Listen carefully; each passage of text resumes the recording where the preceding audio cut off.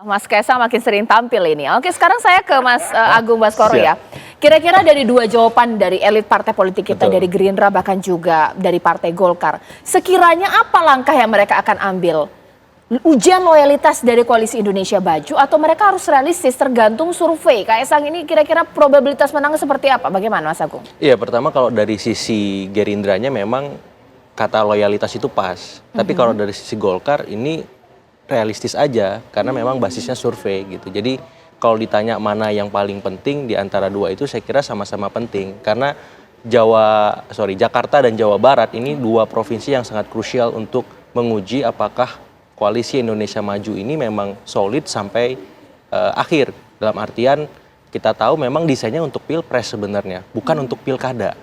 Karena memang ada kearifan politik di tiap provinsi yang memang harus dipandang sama sebagaimana halnya kita melihat pilpres. Ya, jadi kalau memang ada mau koalisi lagi di pilkada, saya kira perlu renegosiasi, perlu ada syarat-syarat baru yang disusun bersama, kira-kira seperti apa gitu. Nah ini kan belum dipermanenkan saya kira, baru mindsetnya masih mindset pilpres. Orang semua melihat Jakarta, Jawa Barat ini dalam kacamata PDIP siapa yang dimajukan, perubahan siapa, Kim siapa. Nah saya kira ini perlu direkonstruksi lagi, karena memang pilpres berbeda jauh dengan pilkada gitu. Kalau kita samakan semua semacam ini, nanti kontraksi politiknya akan banyak gitu, dan itu tidak sehat bagi partai-partai politik yang ada, karena masing-masing punya kader yang berkualitas, punya kader yang unggul secara elektabilitas dan tas-tas yang lain gitu. Nah seandainya misalkan kita simulasikan RK, dia unggul di Jawa Barat, kemudian ada arahan di Jakarta, tapi peluang menangnya kemudian menipis. Nah ini kan jadi soal buat Golkar. Tapi bagi Gerindra dan Koalisi Indonesia Maju ini bisa didongkrak karena waktunya masih panjang dan lama, apalagi ada nama Kaisang. Jadi kalau saya pribadi melihat nama Ridwan Kamil Kaisang ini ideal untuk melawan Anies bersama wakilnya yang belum disepakati di Koalisi Perubahan. Tapi apakah ini bisa menjadi salah satu-satunya tolak ukur bagi Kim seandainya memang Golkar lebih melihat Jawa Barat lebih seksi ketimbang Jakarta, karena bagi Kim mungkin ya RK ya fokus di gubernur saja mungkin sampai 2029 dan seterusnya, tidak ada arahan untuk lebih lanjut dari itu, sehingga memang Kaisang ini saya kira bisa saja ke Anies dan bisa juga ke RK. Artinya apa, peluangnya sama besar, tinggal tergantung Kim. Nah di Kim ini tergantung Golkar. Nah seperti apa Ridwan Kamil, kalau tidak ada kata sepakat, nah siapa yang dimajukan ini jadi soal, karena kalau di luar nama Ridwan Kamil hari ini di survei itu belum ada yang memang sepadan untuk menjadi lawan tandingnya Anies. Nah apa iya Kim mau bertanding dengan kemungkinan kalah yang besar? Kan enggak pasti. Nah akhirnya Kaisang bisa jadi solusi sebagai nama yang bisa saja dimajukan ke Anies Baswedan. Seperti itu. Mas Habib, ini kan Mas Agung Baskoro menarik dikatakan bahwa ini menjadi ujian loyalitas untuk Partai Gerindra bersama dengan Kim sampai akhir. Tapi ada juga tanggapan bahwa untuk Pilkada Jakarta harus renegosiasi ulang. Untuk dari Partai Gerindra sebenarnya mau bergabung bersama Partai Golkar tapi dengan syarat harus bersama dengan Kaisang, Ridwan Kamil di Pilkada Jakarta, atau ada opsi lainnya? Bagaimana Mas Habib? Saya pikir jangan dipecah belah ya, ini Kim ini sama teman-teman ya. Jadi gini, namanya kita format pilkada ya, sebisa mungkin kita menguasai sebanyak mungkin pilkada, ya, terutama daerah-daerah yang dianggap strategis seperti Jawa ya, kemudian di Jakarta ya, Jawa Tengah, Jawa Timur, Jawa Barat dan Jakarta. Kalau bisa ya kita menang di semua daerah tersebut. Tapi kalau nggak bisa ya nggak ada masalah gitu kan, karena itulah ini bagian dari ikhtiar. Apakah penting Jawa Barat, apakah penting Jakarta? Ya penting dua-duanya gitu kan. Nah, untuk itu proses komunikasi saat ini terus berjalan. Kita sudah membuktikan bahwa di Pilpres kemarin ya, tidak ada ego-ego kepartaian. Ya. Pak Prabowo bisa menjadi presiden. Nah, begitu juga nanti di di pilkada-pilkada ini saya pikir yang paling pas ya adalah kalau kita mau bisa kuat ya, kita menanggalkan ego-ego kepartaian masing-masing. Ditambah satu lagi situasi, hampir tidak ada satu partai pun di provinsi-provinsi yang strategis ini bisa mengajukan calon sendiri. Karena itu kalau membangun strateginya berdasarkan partai saja, pasti nggak akan ketemu. ya, satu sama lain. Tapi kalau memang berbasiskan kepentingan bersama, ya perjuangan bersama, saya pikir bisa ketemu. Jadi nggak perlu dipertentangkan apakah loyalitas kepada siapa, apakah realistis, enggak. Ya, loyalitas antar sesama teman itu patut kita jaga, ya. Kita saling loyal satu sama lain tentu akan kita jaga semaksimal mungkin.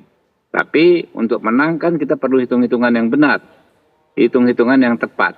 Kedua-duanya perlu diperjuangkan secara paralel. Mungkin itu dari saya ya. Mohon maaf saya izin waktunya pas banget ya. Baik. Bang Habib, terima kasih atas waktunya ya. Itu kemudian akan saya tanyakan kepada Bang Dev. Satu kuncian yang menarik dikatakan oleh Mas Habib di sini, jangan sampai kemudian, memang iya betul, pasti Partai Golkar ada hitung-hitungan matematik ya untuk melihat bahwa harus menang, baik Pilkada Jakarta atau juga Jawa Barat. Tapi juga ada loyalitas kawan bersama ini. Bagaimana kemudian Bang Dev? Ya, ya kalau masalah perkawanan dan juga kesoliditan ya memang tetap itu harus dijaga. Akan tapi ya keputusan akhir kan juga kita tidak mau gegabah ya. Tadi kan kita semua sudah sepakati bahwa yang kita calonkan itu harus yang terbaik. Apalagi kita bicara soal Pilkada DKI, Pilkada Jabar yang dimana jumlah elektoralnya itu sangat besar. Dan kita kan tidak berpikir hanya untuk hanya untuk saat ini saja, kita berpikir untuk sampai dengan 2029 nanti. Nah, kursi Golkar untuk DPR RI saja dari Jawa Barat itu ada kalau nggak salah 19 ya. Nah, jadi ya kita penting buat kita tuh untuk kita menguasai wilayah Jawa Barat, dan DKI pun juga suara Golkar melonjaknya luar biasa. Kita itu di DPRD itu dari hanya 6 sekarang kita bisa berhasil mencapai 10 anggota DPRD DKI. Jadi basis suara Golkar itu juga mengembang. Nah, kalau misalnya tidak kita memiliki calon yang kuat, calon yang layak, nah nanti bisa berbahaya ke depannya. Jadi maka itu sebelum kita memutuskan hal yang sangat strategis seperti calon kepala daerah ini, ya kita harus hitung dengan sangat seksama. Yang kita calonkan ini adalah yang terbaik, dan salah satu alat mengukurnya adalah hasil survei. Nah, ditambah lagi ya kesepakatan antara sesama mitra Kim ini ya, karena kita kan juga berbicara untuk day to day operation pemerintahan ke depannya, bahwa kita harus memiliki persatuan yang kuat. Jadi hal ini harus menjadi pertimbangan kita ke depannya. Bang Dev, ini kan pendaftaran kan 27 Agustus. Kalau mengejar elektabilitas untuk 1 bulan lebih atau 2 bulan kan nggak mungkin. Apakah kuncian adalah koalisi ini yang kemudian pas sangat dijaga? Partai-partai mana yang kemudian mau ikut? Ya gini, ini pemikirannya yang harus di-adjust juga Mbak. Ya, jadi jangan berpikir bahwa kita baru dapat tiket baru mencari elektabilitas dan popularitas, tidak. Jadi orang yang kita calonkan itu sudah pasti memiliki elektabilitas dan popularitas yang tertinggi. Nah, jadi maka itu kan kita surat tugas untuk maju pilkada saja kan sudah keluar dari sebelum pemilu bahkan ya. Jadi mereka sudah ditugaskan untuk bekerja mati-matian menaikkan citra mereka masing-masing. Nah, jadi maka itu nanti siapapun yang akan dicalonkan itu yang sudah kita yakinkan bahwa ini ya pasti menang. Jadi bukan masih gambling, bukan dikasih tiket dulu baru dia berupaya, enggak. Kita harus tahu bahwa yang kita kasih tiket ini adalah yang kemungkinan menangnya tertinggi begitu. Oke, sekarang saya ke Mas Dede. Mas Dede, ini dari 2 partai politik Gerindra dan juga Partai Golkar ini kan berkali-kali mengatakan kita mau calon yang terbaik. Padahal sudah ada Kaesang, seakan-akan meragukan keterbaikan dari seorang Kaesang. Ini bagaimana melihatnya? Ya begini, kalau dari Partai Gerindra sendiri ya, pernah ini waktu itu Bang Dasko ya, dari sosmednya yang saya lihat setidaknya ini menggadang-gadang Mas Budi dengan Mas Kaesang ya. Kemudian ketika Partai Gerindra mengeluarkan rekomendasi untuk Kang Emil ya, ini kan nggak beserta dengan calon wakilnya.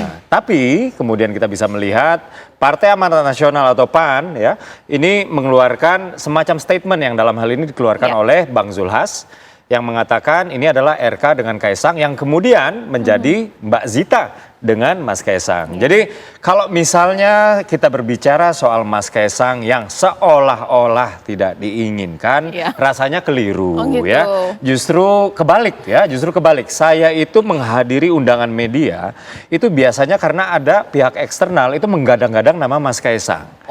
Gitu. Jadi gitu ya? Iya, dulu di Bekasi itu yang menggadang-gadang adalah relawan Prabowo Gibran. Lalu di Sleman bahkan yang digadang-gadang itu Mbak Erina, bukan Mas Kaisangnya ya.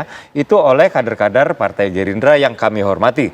Lalu di DKI Jakarta, pernah juga di Surabaya. DKI Jakarta ini ada PKB. Saat itu Ketua PKB DKI ya Pak Hasbiala Ilyas itu mengatakan insya Allah Anies Kaisang menang. Dan ini bukan dari kami juga gitu. Belakangan ada juga Mas Budi dengan Mas Kaisang dan lain-lain.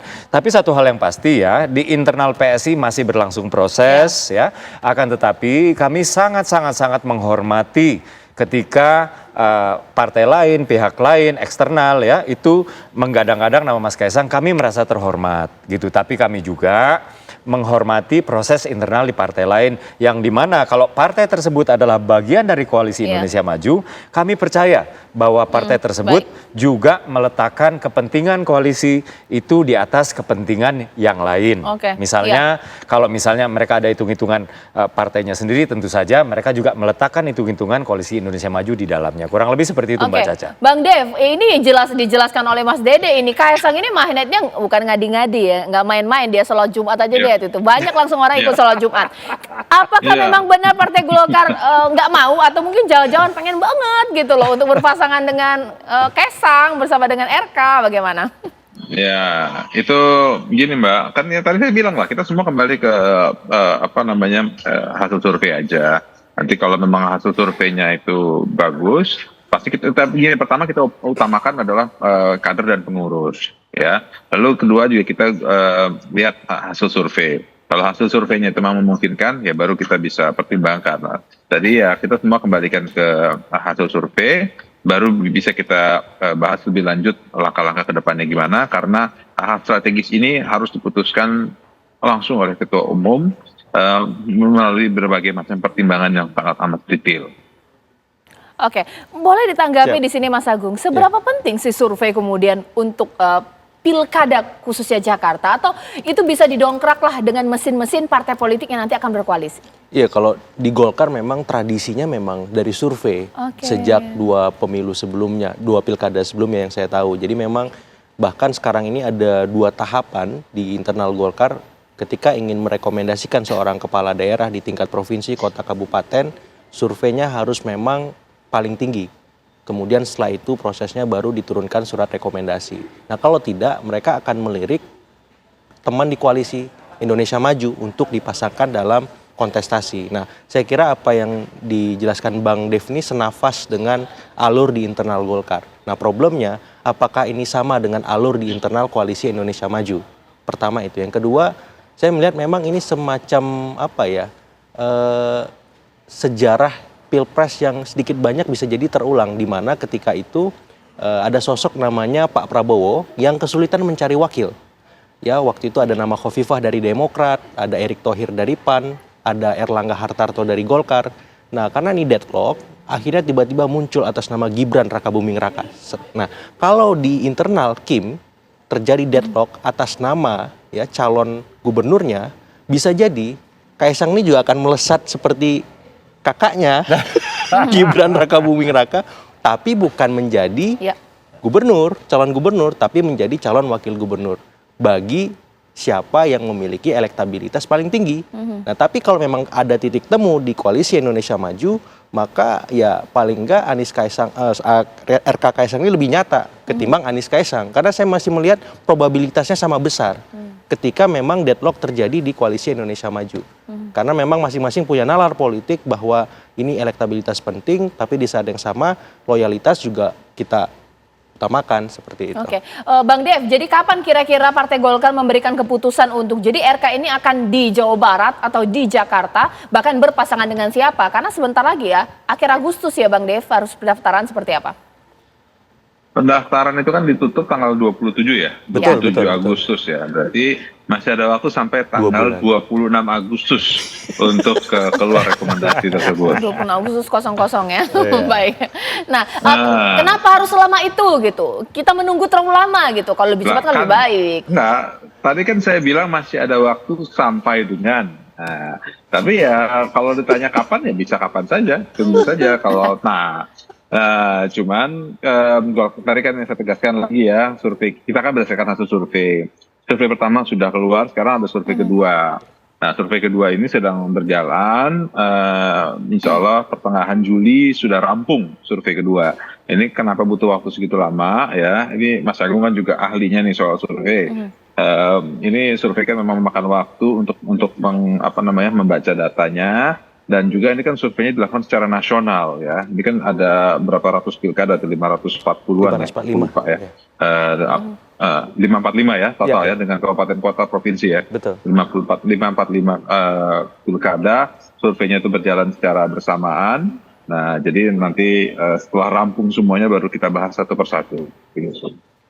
Baik, nanti sesaat lagi. Terima kasih Mas Dev atas waktunya. Nanti saat lagi saya mau tanya. Saya tuh agak bingung dan agak curiga ini. Apa ya kemudian dilakukan oleh PSI untuk Mas Kaisang untuk Pilkada Jakarta? Dulu aja waktu di Depok, waduh segede-gede gaban. Saya kalau misalnya ke Depok itu kalau nggak ngelihat fotonya Mas Kaisang itu nggak mungkin gitu kan, gede banget. Untuk Jakarta kenapa? Apakah jangan-jangan takut nih? Karena kemarin itu begitu bilang Pak Jokowi nyodor-nyodorin nama Kaisang yang partai politik. Sesaat lagi pemirsa.